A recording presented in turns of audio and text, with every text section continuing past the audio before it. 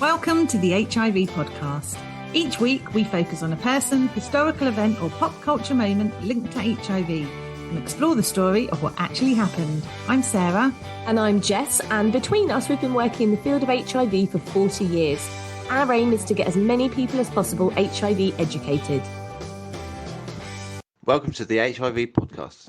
That is a lovely intro from one of our listeners that they sent in. So thank you very much. They didn't leave their name, so I don't know if they wanted me to share that or not. So I'm not going to. Not going to start, breaching people's privacy, Sarah. We can just enjoy their voice. It's anonymous. Oh, the mystery. Maybe it's a rich Tory. Oh, I don't want them to be Tory. No. All the donors in this country seem to be Tory donors. We need to get in on that, Jess. Do you know what? I mean, I'm not fussy where our money comes. Well, that's not true, actually. I would think twice if a Tory donor contacted us. In return for your support at the next election, I'd like to give you £1 million. We can't sell our souls. No, we're not selling our souls. Definitely. It's not for us. I should say we've literally just this second finished recording an interview with BBC Berkshire, haven't we, about the ARIAS. We're going to keep banging on about it. We've been nominated in the Impact Award category. And Sarah and I haven't really had a chance to debrief on this. I've got two things to say. A, I kept forgetting what questions I had been asked halfway through answering them and had absolutely no idea how to get through them. How did I sound from your end? You sounded fine. I would always jump in if you start not making sense. I do the same, though. I think you start off with lots of gusto, don't you? Yes, I can answer this question. So that's a relief. And then you get halfway through and you're like, I'm going off on a tangent. Yeah. What did they even ask? Bring it back. What's the point? I have no idea. I just do like so they can hear that I've finished my answer. I do like that wind up voice. Do you know what I mean? Where you're sort of winding up the end of it, like winding up a call. Like, yeah, that's all you're getting from me. I have no idea if I've answered this. Absolutely none. But the second thing to say is, and I don't know if you considered this. So basically, Sarah and I were recording over Zoom. So obviously we're speaking with the producer beforehand and it is a video screen, but obviously their video isn't on. So Sarah and I turn our videos on because it's just nicer to see somebody else. And we can also sort of discuss between us who's going to take which question as they come up. But I realised halfway through, imagine if he could see us because we can see each other. No. Oh, no. Me just pointing at you. You. This one's you. You answer. Me. This one's me. Oh, dear. Oh, I'm sure they can. Well, that's hideous. It's a bit like, McDonald's drive-thru can see you. Can they? Yeah, remember that. So if ever you're like rolling your eyes or whatever, there's a camera in the microphone. You know, that initial one that you speak to that says, oh, can I take your order? They can see you. I always feel the need to shout when my kids say I shout whenever I'm... And also you become... Well, I become quite middle class. Like, hello, yes. I'd like, I don't even know what we order anymore. Yeah. Yes, yeah. A Happy Meal, please. Yeah, with I'm the with vegetable option. And someone pointed this out on TikTok, and it's very true, and this is very true of a McDonald's drive-thru. It's the curse of being British is saying thank you constantly. It's like saying, can I have a £quarter-pounder meal? And they're like, £quarter-pounder meal. And you go, thank you. Can I have 3 chicken selects? 3 chicken selects. Thank you. Like, we just can't stop saying thank you. Thank you. Do you take card? Yeah, thank you. Yeah, we're just that polite. It's like when you have awful service and you go, no, it's lovely. Thank you. It was perfect. Oh, my God, that's my favourite when you're moaning about a meal. Yeah. And you're going, oh, my God, this is... I wouldn't pay... It's awful. And they come over and sit last. Lovely. Why do we do it? Why? Because we hate the confrontation. We don't want the awkwardness. No, but then you end up hating yourself because you're like, I'm paying for something that's really substandard and I'm telling them it's amazing. Where are my morals? No, I am with you. I wish I could be that person that's just like, oh, no, this wasn't very good, or, it was supposed to come with this thing. I always apologise. If it's like, oh, it's supposed to come with this sauce, I'm so sorry. Like, I'm bothering them. Oh, it does make me I know, I'm exactly the same. There's no cutlery. Could I have some? It's not no bother. I'll eat with my hand. Nature's forks are fine. I'll just put my face in the plate. Don't worry. Do you have a trough? Have you got a trough? I'll just use that. Yeah. So true. Yeah, we're very similar. Yeah, in that respect. But yes, anyway, I went off on a tangent there. I hope they weren't watching us because I feel a bit embarrassed now. Actually, I've got one more embarrassing thing to tell you about this whole BBC Berkshire debacle. So yesterday, Zoe wasn't in, so I was covering her phone and BBC Berkshire called, but they called on the main line. So I answered as if I'm like the mainline person. So BBC Berkshire were talking to me and saying, oh, would Sarah and Jess be interesting? I said, oh, yeah, no, yeah, they definitely would. Oh, could they come into the studio? I was like, oh, they wouldn't be able to get into the studio because like, I don't think Jess is like, you could drive that much at the moment and blah, blah, blah. And then at the end of the call, he said to me, can I just take your name, please? I couldn't stop myself, Sarah. I did it. I literally went, yeah, no, I'm actually Jess. So hideous. And I was like, I know I've just been talking about myself in the third person like I'm not me, but it's just because this is the Office main line. He didn't care. He didn't care for the explanation. I sounded insane. Oh, I was acting like my own agent. Honestly, the shame. Oh, no, I did not know that. That was an omen. It was all going to, not be good from the get-go. No wonder he sounded so nervous when we both appeared on the Zoom. Right, you two, can you hear us? Is it already you, Jeff? knew we were a calamity. Yeah, exactly. Oh, I have news. Oh, yes. I almost forgot I had any news. Right, here we go.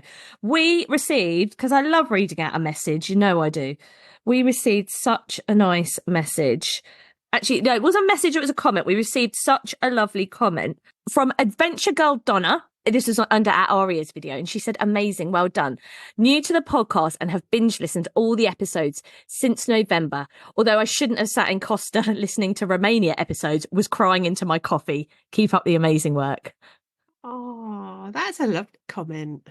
Isn't that a lovely comment? But yes, Donna, avoid Costa for the sad ones. We should try and put a caveat at the start of the sad ones that are like, no public listening, guys.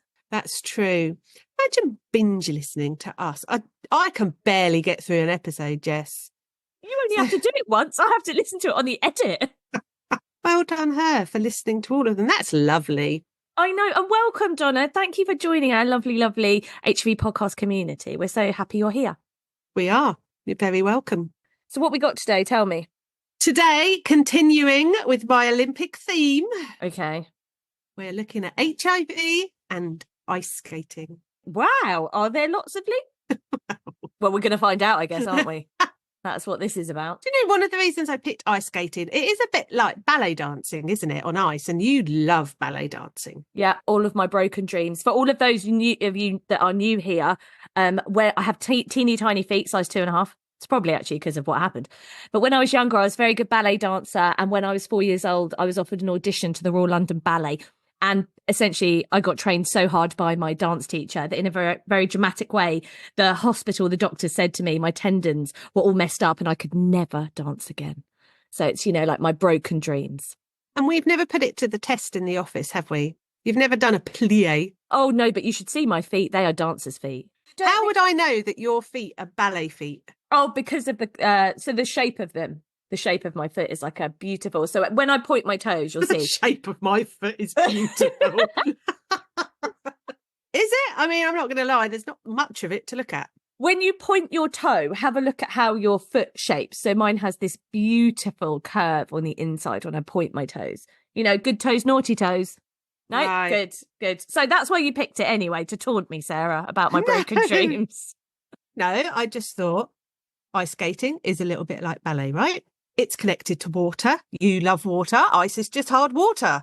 All of these things tick boxes for you. Who doesn't love watching the ice skating? I love it. It's okay. You still prefer athletics over ice skating? Yes. Just a bit of jumping. We can all jump around in the air, Sarah. Can we, though? Could you do the high jump? But no, I literally, at school, I used to run up to it and then stop, turn around and try and jump. They're like, no, there's no stopping. Don't stop and turn around. Oh, see, look, I'm not so keen on it because, it's icy, it's cold, health and safety nightmare. And also, I think, do you know what? If you're going to do any sort of winter sport, do something with minimal effort. There's a lot of effort that goes into ice skating. If I was going to do something for the Winter Olympics, I'm thinking the luge. What's the luge? Is that the thing where they lie on a tea tray and go down the track? They're just lying down, amazing. Jess. I can do that. I'd want to do it. Well, I lie down to watch TV. I think there's not that much difference. You've been in practice for many years. Yeah, I'm at the peak now, I would say. Ready to go. Obviously, I want to be wrapped in a duvet and I want a hot water bottle. But apart from that, let's go. Yeah. They might be like negotiable things though, you know, the duvet and the hot water bottle. They Mhm. might slow me down. You could use it as a sail, the duvet. Couldn't you? Wonder if they'll let you. I don't want to be flying off. I think the point is that you say on the ice. No, like a sailboat. Not a hot air balloon, like a sailing boat doesn't take off, does it? Again, too much effort. Imagine that arm power you need to hold onto a duvet while you're going down the luge. I know, I just want to lie there. The mental image I have On of my you phone. is amazing. I think you probably need to steer it, but that is a good event. Oh, do they steer it? Oh, no. I don't have much spatial awareness. We all know this. How about I've got the perfect role for you in the Olympics, right? And it's going to incorporate one of my favourite words in the whole world.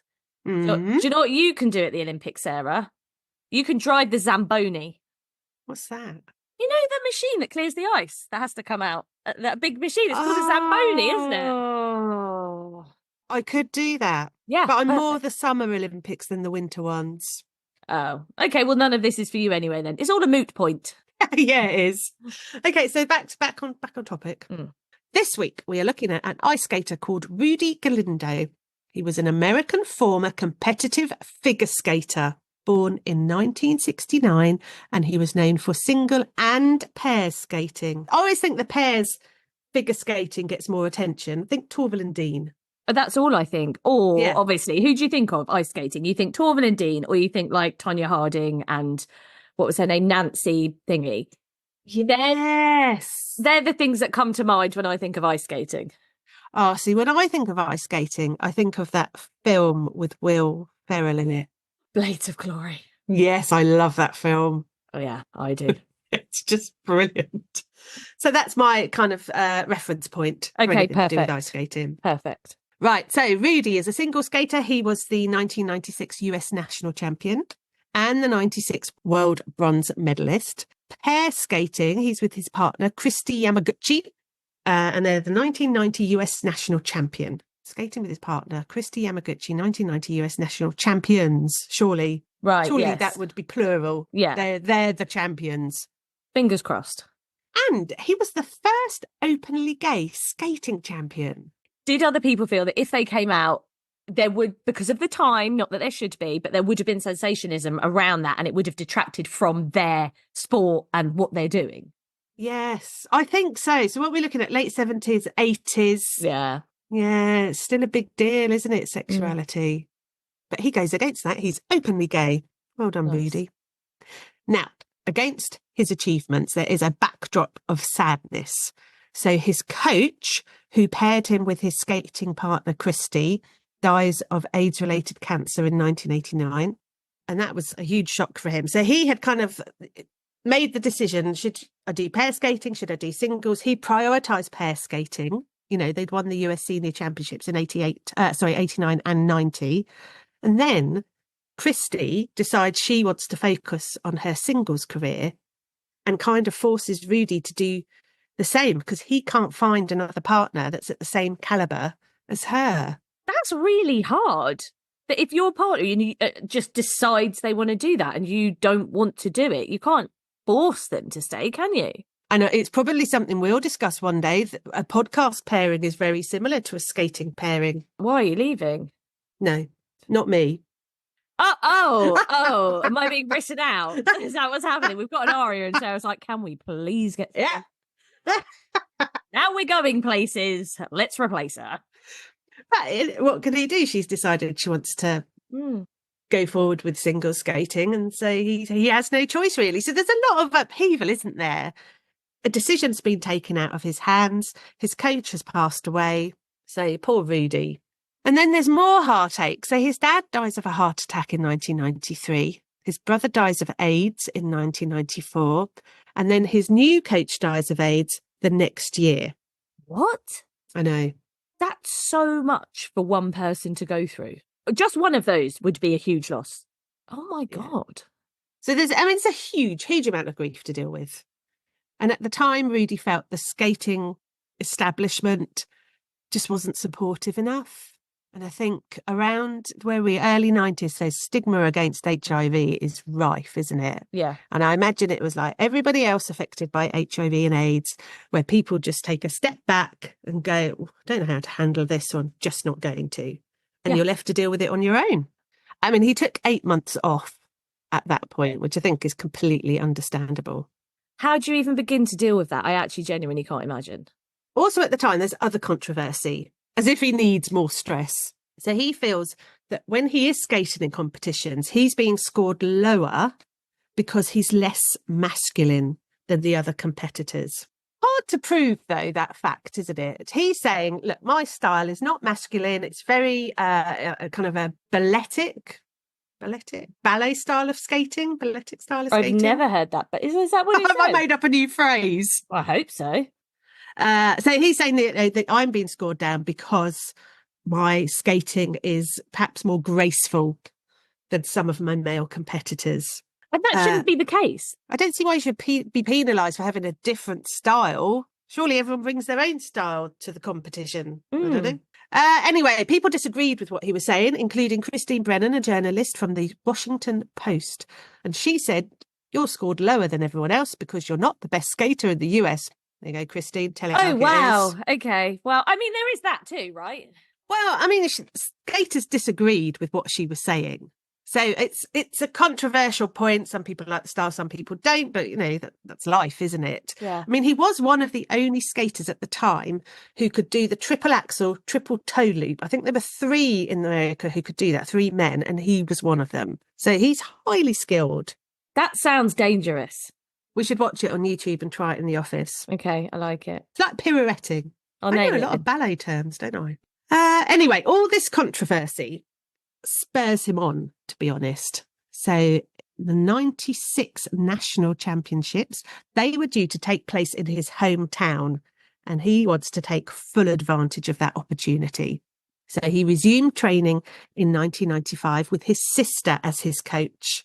And then in January 1996, he won the men's title at the championships. He was the oldest male to win this title in 70 years. Go, Rudy. Wow.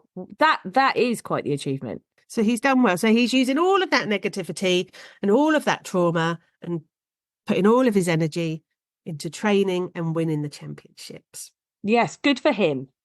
So the win focused a lot of attention on him, as it would, but more so than other top skaters. And really, that attention was because of the kind of triumph over tragedy angle the press could take, which is a shame, isn't it? Because I think it detracts from his achievements. Yeah, I think I do. And maybe he doesn't want to constantly be reminded of the tragedy. The press love that, though, don't they? Oh, yeah. Out of a tragedy comes this amazing win. And yeah, but for him, you're just putting him through it all again.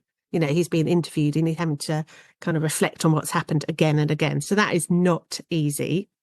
They also focused on the fact that he was the first Mexican-American champion and the first openly gay US champion. Why can the press never just focus on the achievement itself? Yeah. This will happen to us as we do more interviews for the ARIAS, because the press are very interested in this. They won't focus on that achievement. They'll refer to your tiny feet and me not being able to string a sentence together. We should probably mention that Sarah and I obviously knew the ARIAS were a really big deal, but Sarah and I are rapidly learning just how much of a big deal they are. And everyone that we speak to in the radio industry keeps describing them as the Oscars of radio and audio. So, yeah, I've even forgotten here what we were talking about, but I just thought I'd add that in, Sarah. Oh, Jess, you're so one-dimensional these days. Aren't I? It's Oh, you're all ARIAS, ARIAS, ARIAS. it's all that's on my mind.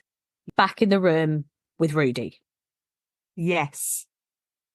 And Christine Brennan, remember, Washington. Why can't I say Washington? The Washington Post journalist. Yeah. Washington's a hard word to say, isn't it? It is quite, well, is it? I don't know, Sarah. I always went to agree with you there. I went, I don't think it is. Anyway, she's a journalist we mentioned earlier. She has changed her tune. She says Galindo deserved the title and he should have earned more points in his short programme. I think that's as in short skating, not short in stuff. Short as in a tiny person like me. Yes. She went as far as to say it's further evidence of the arbitrary and political nature of figure skating judging. From the US Nationals, it's on to the World Championship. Oh my World God. Championships, where he won bronze. He performed to Swan Lake. Is that your favourite, or is it the Nutcracker? Nutcracker. I love Swan Lake, but the Nutcracker is my favourite ballet. Yeah, we've talked about ballet before, and we never got given tickets to go, did we? Please, can we have some ballet tickets, someone? Oh, look at us, those hideous people. They're like, hashtag ad. That'll be us then. Oh, yes. How we've changed. The ARIAS have changed us, man. They've gone to our head. Right. So to get to that point, he is obviously training really, really hard. And that proves a welcome distraction from unwanted public attention, because he's now got that because he's considered a gay role model. But the gay community, they're not happy with him after he won the bronze medal at the World Championships. And they're not happy because he's basically just continuing to ice skate and not raising awareness about gay issues. So he kind of can't win. So Well, they're going, we love you and we want you to be our role model, and a kind of accolade or a title that he hasn't asked for. And then when he doesn't do anything with that, they're like, well, we're not happy because you're not using that properly. Oh, that's hard. That's so hard. This is literally harks back to the Freddie Mercury episode that we did, where we were like, did Freddie Mercury actually want to be an HIV hero or an HIV activist? Did he want to be that? We don't think so, because he would have come out, he would have been open. And you shouldn't be forced to do these things, you know? And like Charlie Sheen as well. You shouldn't be, you can't make somebody do that. It's their choice. Of course, wouldn't it be great if people in these positions did? I understand that. But we can't make people do, what they don't want to. No, it's similar to Ryan White, isn't it? When he became the poster boy for HIV, that wasn't his choice. That wasn't his decision. Yeah. It's just something that's placed on your shoulders, and then you're expected to use it to your full advantage. Yes. Not a fantastic position to be put in. No. I don't think. I mean, he did take on board what the gay community said, and he did start to focus on gay issues and try and link it in with his skating. So he wore a red scarf in the shape of a large red ribbon around his neck during one competition. So he's doing his best. Yeah.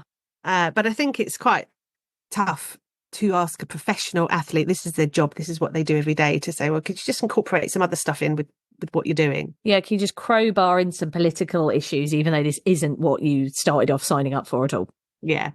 I mean, he retired from competing in the summer of 1996. I mean, he's still involved in skating. So he's been a judge on Skating's Next Star in America.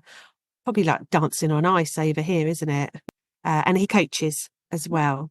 Then on April the 6th, 2000, Rudy disclosed in a USA Today interview that he was living with HIV himself. And he said, it's not a death sentence. Go out there, you do what you want to do. But he especially wanted Black and brown gay men to hear that message. And he has since become an inspiration to people living with HIV. Go, Rudy. He found it. He found his feet with doing the whole activist thing. Had to be his own terms. Yes, yes. So he is an award-winning HIV activist. He speaks around the country promoting the importance of health and wellness in queer communities. And he was declared a national treasure by Congresswoman Nancy Pelosi in a ceremony in March of 2000. Love that. So he's all the people we feature just seem to have boundless energy, don't they? And direction and drive, and this is what I'm going to do, and this is how I'm going to make a difference. But for him, well, we're done. It's job done. That's all you need to know about HIV and ice skating and the very talented Rudy Galindo. I'm loving the Olympic series. I was a bit skeptical, Sarah, in the beginning. I was like, sport, really? But actually, you've made it very interesting. Excellent. Now, you'll edit this down in your usual way, but I would like everyone to know that I've been sitting here now for 15 hours. We have been here for so long. Oh, the tangents we've got off. Oh, if you're still here, well, people will still be here because I'll cut it down to a normal episode of 30 minutes. But for Sarah and I, we've been chatting for over an hour. Is that all? Oh, it feels like much longer, Jess. You'll have to be peeled off your chair. And we're running into lunchtime. I've not eaten. I'm missing a meal. It's been a good episode. I liked it. I like the ice skating. I like the tangents, even if you didn't. There have been a lot of tangents. I don't think you'll include most of them in the episode, but there was a lot of chat about what we're wearing to the ARIAS. Yeah, that I'm actually going to cut that out because Yeah. people will just see what we decide to wear when we wear it. And it's not very interesting or to do with HIV. That was quite a big topic. There were others as well, weren't there? Yeah, there were many. We've gone off crazily. But anyway, I look forward to more sports and more ARIAS chat mainly. No, let's not talk about the ARIAS too much. People will get bored of it now. I don't care. I don't care. Like, I am going to talk about this. Might be our only opportunity ever to be ARIAS nominated. Thanks for listening to the HIV podcast. If you enjoyed our podcast, please like, rate and subscribe wherever you listen to your podcasts. You can now also follow us on Instagram and TikTok at the HIV Podcast for behind the scenes insights and video. The HIV Podcast is produced by Thames Valley Positive Support.